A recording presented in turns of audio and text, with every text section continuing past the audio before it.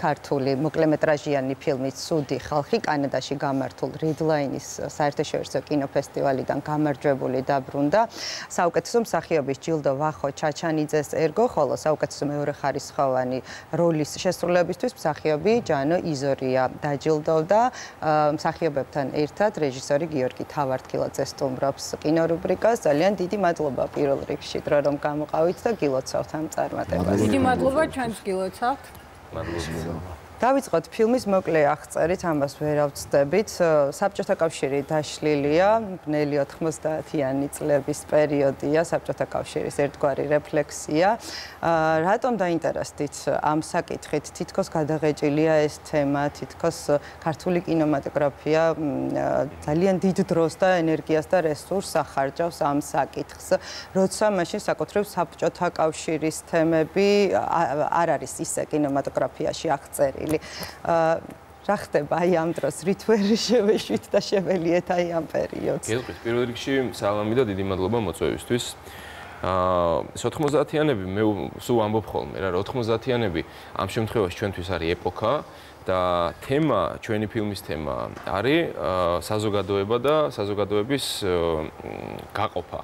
რაც ხდებოდა მაშინ და რაც სამწუხაროდ ეს ტენდენცია გრძელდება დღემდე და განსაკუთრებით დაძაბულ სიტუაციებში და ჩვენ ქვეყანაში დაძაბული სიტუაციები არჩევნების დროს არის ხოლმე მე ვხედავ ისევ ანგაჟირებულ საზოგადოებას და ისევ გაყოფილ საზოგადოებას და ეს არის სამოქალაქო ომის სამოქალაქო ომი კი აი ეს 91 წელია 91 წელია აი ეს ტრაგედია და ის კატასტროფა რაც ჩვენ ქვეყანას დაემართა რაც დაატყდა და რაც რაღაც მომენტში რო ვფიქრობ ლოგიკური იყო რატომაც მოხდა და კანონზომიერი იყო იმიტომ რომ ძალიან მნიშვნელოვანი მომენტი არის საქართველოს უახლეს ისტორიაში საბჭოთა კავშირის გამოყოფა საქართველოსი რა როცა ადამიანები როცა თაობა და თაობები ნატრულობდნენ ამ მომენტს და დადგა მართლა ეს ნანატრი მომენტი და ვართ დამოუკიდებლები და ამ დროს თურმე ეს დამოუკიდებლობა ისეთი მარტივი მისაღები არ არის განსაკუთრებით 70 წლის მერე ამ ტყვეობიდან როგორც ჩვენ გონია რა და არის არსებობს ადამიანი მერაბ მამარდაშვილი უდიდესი ფილოსოფოსი რომელიც გვაფრთხილებს იმ მომენტში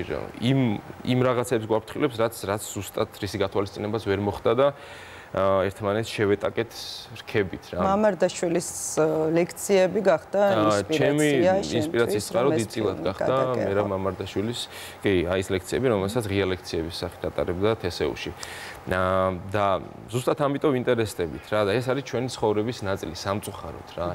მე 90 წელს ვარ დაბადებული, ჯანო და ვახო ცოტა უფრო ადრე და უფრო კარგად ახსოვთ ეს ეპოქა და დაბადება გვახსოვს. მე ჩემი მთელი ბავშვობა არის 90-იანები და ხანდახან რომ მეფიქრება ხოლმე, რა რაღაცა ნოსტალგიური განწყობა მაქვს ხოლმე, რაღაცა მენატრება და მე ვფიქრობ ამ 90-იანებში, ბნელ 90-იანებში რა მენატრება და მე ვფიქრობ იმას, რომ ბავშვობა ხო ის მომენტია, როცა შენ ითვისებ და იღებ იმ ემოციებს და იმ განცდებს, რაც მე რითიც ცხოვრობ მთელი ცხოვრება და ჩემი აი ეს განცდები და ემოციები და ეს ყველაფერი რა არის 90-იანებში, იმიტომ რომ 2000-იან წლებამდე მიყვებოდა ის ინერცია, ეს სამწუხარო ინერცია, რაც ომმა დათესა რა. ფილმი არის მოკლემეტრაჟიანი, დაახლოებით 20 წუთი არის მისი ქრონომეტრაჟი და ნამდვილად იგრძნობა ეს ნება 90-იანების იარაღზე ხელმისაწვდომობა, შიმშილი, საზოგადოების გახლეჩა. გია არის მთავარი პერსონაჟი, ვახო ასრულებს გიას როლს. ერთის მხრივ ზრუნველი მამა, თუმცა მეორეს მხრივ ცუდი ადამიანია, რომელიც ხალხს მოსაკლავად იმეტებს. გახსოვს შენ ეს პერიოდი ძალიან კარგად, ხო? რა ხდებოდა მაშინ, ანუ თუ ესე არ მოიქცეოდი, ვერ გადარჩებოდი? არა მგონია ეს აუცილებელი არ იყო, თუმცა საჭირო იყო რაღაც აგრესიების გამოვლენა. და ესეთი პერსონაჟები ბევრი ყავდა, როგორც გია იმ დროში, ბევრი იყო ესეთი ადამიანი გულკეთილი, რომელიც თუს აკეთებდა. მზრუნველი, არა მარტო შვილის მიმართ, შეიძლება მეგობრის მიმართ, შეიძლება ვიღაცას მართლა თავზე გადაყოლოდა, მაგრამ მეორე მომენტში დაუფიქრებლად იყო ადამიანის მომკვლელი. ხშირი იყო სამწუხაროდ. ეს დროსაც მოაქვს, იმ დროს გამოჩნდებიან მე ვინ რისი გამკეთებელია. ხოლმე შეიძლება ადამიანს აზრათაც არ მოსულოდეს ასეთი რა, მაგრამ დრომ მოუტანოს და გააკეთოს. რაღაც ესეთი პერსონაჟი მგონია უფრო დროს აყოლილი. მაგრამ გამართლება არ არის ეს. ტენდენციური პერსონაჟი. ჯანო, შენს პერსონაჟებს უნდა ვისაუბროთ. იგივე დაჯგუფებიდან ხარ, გიას ფანაკიდან ხარ, ასე ვთქვათ.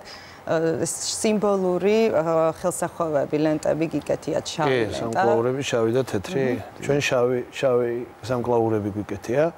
ნუ ჩემი პერსონაჟი ცოტა ისეთი ინფანტილური რაღაცნაირი ტიპია, რომელიც ყველა დროში ყოველთვის ახლავს ხოლმე ამ მღვრიე პერიოდს, როდესაც არის საომარი მდგომარეობა, რაღაცა ისეთი ადამიანები, ტიპაჟები გამოჩნდებიან ხოლმე, როგორც ჩემი პერსონაჟია, ნუ როგორ გამოვიდა, არის რაღაცა მომენტები, დეტალები, ისეთი რაც იმ დროს ახასიათებდა, ეს ჩვენთვის ძალიან ნაცნობი დეტალები იყო, სიტყვაზე აი ცხვირსახოცის სულ აი ხელში თამაში, ეს რეიბანები, რაღაცა თითქოს ეს ისეთი მანე აი ტიპაჟებს ქმნიდა, იმიტომ რომ მე ჩემი ბავშვობიდან ყოველთვის მახსოვს 90-იანებიდან, როდესაც მივდიოდი ამ ადამიანებთან და დედაჩემის გაკეთებულ რაღაცა ბანკით, რასაც ამთრის საჭმელი ქვია, იმის მიმქონდა ჩუმად და ამადა ესენი BTR-ზე რაღაცა თავისი ლოკაცია ქონდა, შტაბს ეძახდნენ, რომ მივდიოდი ამაში უცვლიდი ხოლმე და სულ ვაკვირდებოდი, რომ ეს რეიბანები რაღაცნაირი ეს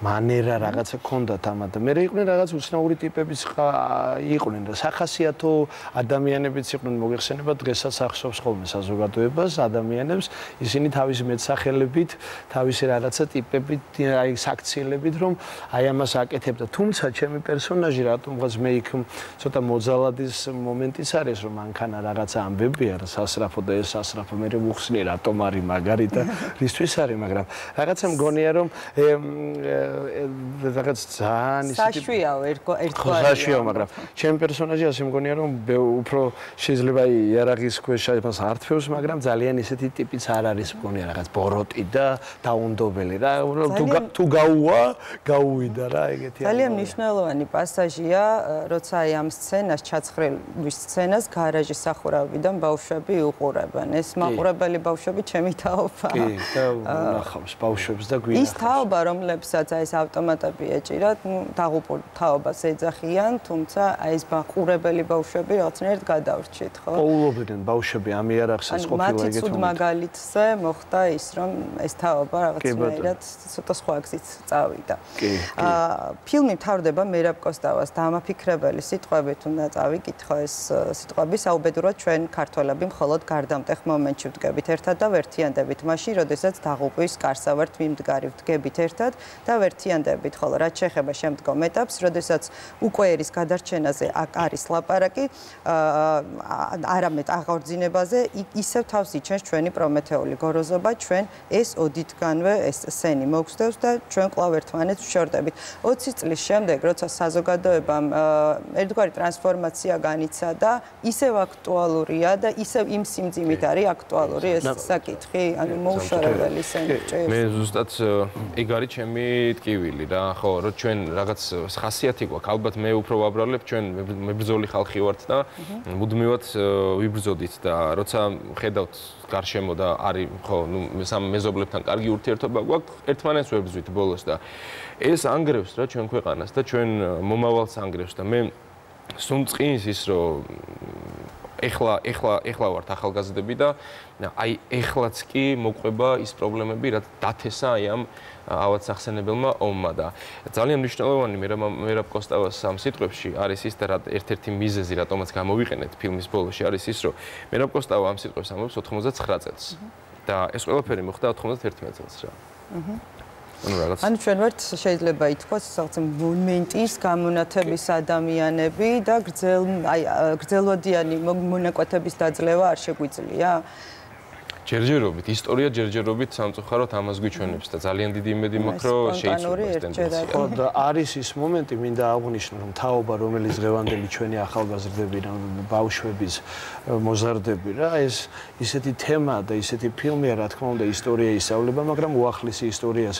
ეს არის ის მომენტი, ჩემი აზრით, რომელი მომენტიც ყოველთვის გასათვალისწინებელია, იმიტომ რომ ჩვენ ამ ნაღმზე ასე თუ ისე მაინც ვდგევართ სამწუხაროდ რა, ზოგჯერ რომ დააკვირდები, ღმერთ ღმერთმა დაგვიფაროს და რაღაცა უცებ ამობრუნდეს სიტუაცია, ეს ადამიანები ისინიც იცი ყველა ნიჭიერები იყვნენ, ძალიან მაგარი ბიჭები იყვნენ, ძალიან კარგი ოჯახებიდან იყვნენ, განათლებულებიც იყვნენ, მაგრამ აი ამობრუნდა რაღაცა მომენტი და უცებ გახდნენ ერთმანეთის მტრები, ასე რომ ეს ნურავინ მე პირადად როგორც მსახიობი ჩვენ როგორც გუნდი ვიტყვით რომ არის ხოლმე ის კომენტარს წერენ ხოლმე რა ნუ ახლა ის 90-იანები ეს არ არის ეს ყოველთვის შეიძლება ამ დროს მიუძღვნა და გააჩნია როგორ გააკეთებდა ეს არის ის ამბავი რომელიც ყოველთვის გამოადგება თაობებს რომ შეცდომა არ დაუშვათ კინო არ არის ხო ბავშვობაში ეძებს მარტო კი ადამიანის ტრამვას ხო იგივე ვარიანტია მე მგონი წარსულის გადააზრება ყოველთვის ვერთა დაგვიფაროს ისეთები გვაქვს ნანახი ახლა არ მინდა და ჩვენი კუჭი ხუმრობ ხოლმე მუზეუმში უნდა დადოთ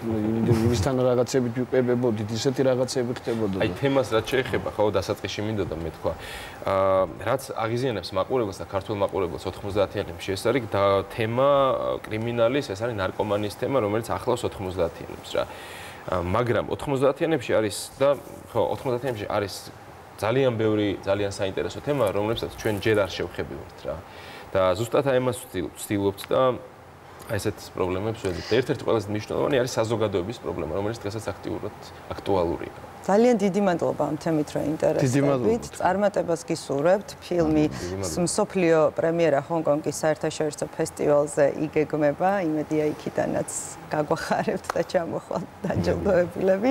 წარმატებას გისურვებთ. კიდევ ერთხელ და ძალიან დიდი მადლობა. მაყურებელს შევახსენებთ რომ საუბრობდით ქართულ მოკლემეტრაჟიან ფილმზე ცუდი ხალხი. მე შემდეგ პარასკევამდე დაგემშვიდობებით ნახვამდის.